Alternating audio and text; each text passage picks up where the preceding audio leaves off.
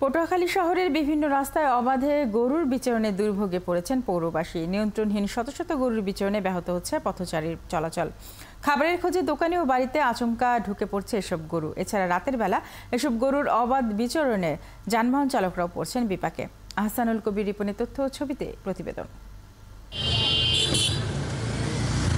পটুয়াখালী শহরের ব্যস্ততম সড়কে যখন তখন চলাচল করে গরু। এদের কোনো নিয়ন্ত্রণ না থাকায় প্রায় যানবাহনের সাথে ঘটে দুর্ঘটনা। আতঙ্কে থাকে মানুষ। শুধু অবাধে বিচরণ নয়, রাস্তার পাশের দোকান আর কাঁচা বাজারে হানা দেয় এসব গরু।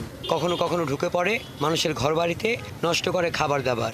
নিয়ন্ত্রণহীন গরুর অত্যাচারে অতিষ্ঠ ব্যবসায়ী, পথচারী ও এলাকাবাসী। প্রতিটা মুহূর্তে আতঙ্ক থাকতে হয়, কারণ আইসে পড়ে কিছুক্ষণ পর পরই গুন্না দিয়ে আসে। আইসে ওই যে লোকজন না থাকলে ওরা অনেক ফলগুলো আমাদের নষ্ট করে ফেলায়।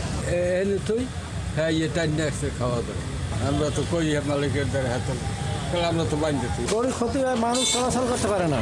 রাত যত বাড়ে শহরে ঢোকার মুখের গোল চত্বরে গরুর সংখ্যাও তত বাড়ে। এতে বিপাকে থাকেন দূরপাল্লার বাস সহ যানবাহন চালকরা। গরুর কারণে গাড়ি ব্রেক করা লাগে, হয়তো গাড়ি ওই অ্যাক্সিডেন্ট করে গরু।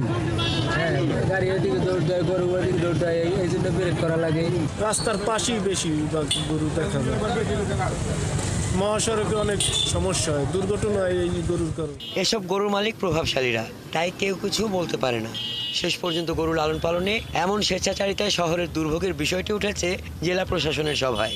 এখানে কিছু লোকজন আছে, তারা কিছু গরু হয়তো রাস্তাঘাটে ছেড়ে দেয়, কিন্তু আমরা এই জন্য বিগত দিনেও বারবার আমরা মাইকিং করেছি এবং বিভিন্ন সময় গরু আমরা দৌড়ে ঘরে আটকে রেখেছি, তাদের জরিমানা করা হয়েছে।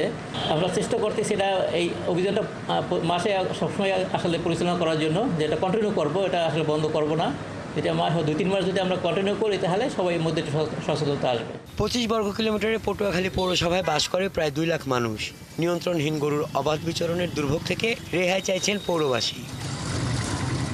হাসান আহমেদ, 71।